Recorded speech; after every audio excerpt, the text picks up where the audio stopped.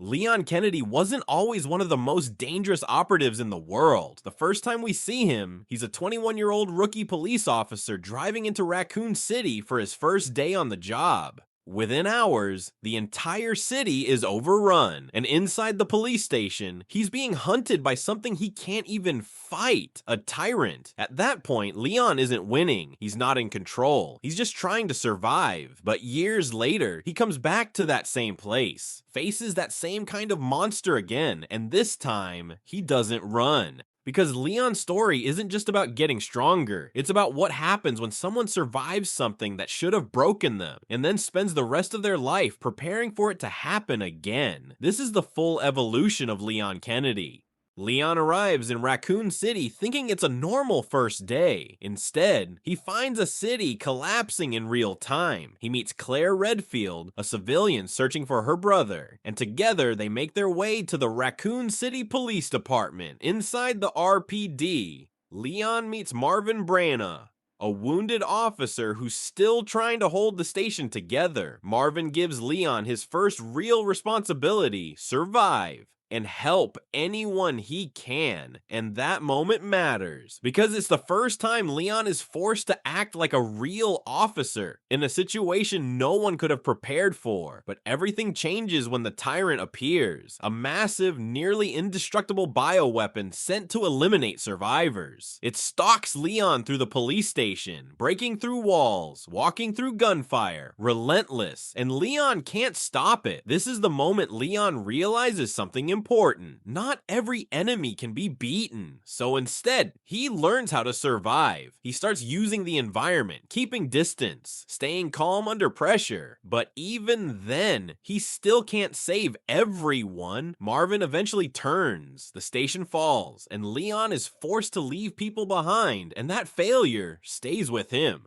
After escaping Raccoon City, Leon doesn't get a choice about what happens next. The government takes him, recognizing that he survived something most people wouldn't. They recruit him into a program focused on combating biological threats. This is where Leon's life changes permanently. He trains extensively: weapons, combat, tactics, but more importantly, his mindset changes. The hesitation he had in Raccoon City starts to disappear, because now Leon isn't reacting to chaos, he's preparing for it. During a mission known as Operation Javier, Leon is sent into South America to deal with another outbreak. This time, he's paired with a man named Jack Krauser. Krauser is a former US Special Forces soldier, highly trained, extremely aggressive, and far more ruthless than Leon. Where Leon still tries to protect people, Krauser focuses only on completing the mission, and that contrast is important, because Krauser represents a different path, one where survival and strength matter more than morality. Working with him pushes Leon to improve, to become more efficient, more controlled. This is where Leon stops being a survivor and becomes a professional.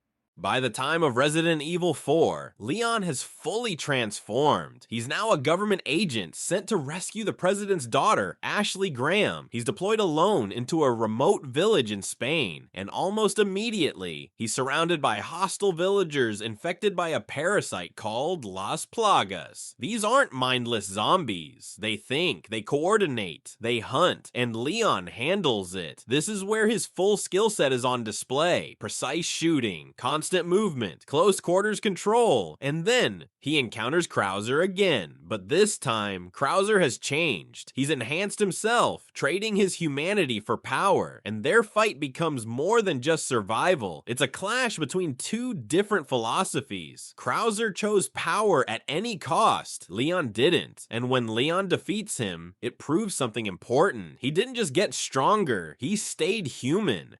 By Resident Evil 6, Leon has seen too much to be surprised. When a new outbreak happens in Tall Oaks, he immediately recognizes the signs. It's Raccoon City all over again. Same chaos, same infection, same collapse. But this time, Leon isn't the rookie. He understands exactly what's happening. There's no panic, no confusion, just experience. And that's what defines this version of Leon. He knows he can't save everyone, but he keeps fighting anyway.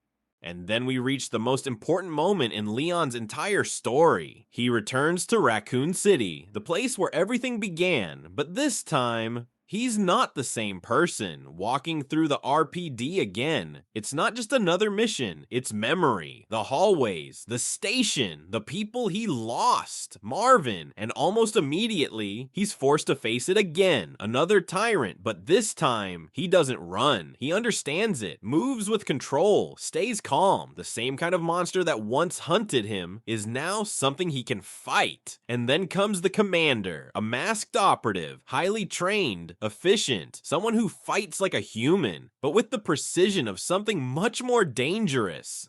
Everything about him mirrors Hunk, an elite Umbrella operative known as the Grim Reaper. And this fight matters, because for the first time, Leon isn't fighting to escape, he's fighting to win, and he does. Leon Kennedy's story isn't just about power, it's about growth. From a rookie cop who couldn't save everyone, to someone who can return to the worst moment of his life and face it head on, not as a victim, but as someone who's ready. Hey guys, before you go, I just want to take a second to say I really appreciate you being here. Seeing this channel grow even a little bit has been honestly motivating in a way I didn't expect. Every view, every comment, every new subscriber, it actually means something, and we're not stopping here. We've got a lot more coming soon, not just with Leon, but with other characters, other breakdowns, and a lot more of these deep dives. So if you enjoyed this one and want to see where this goes next, stick around. I'm glad you're here.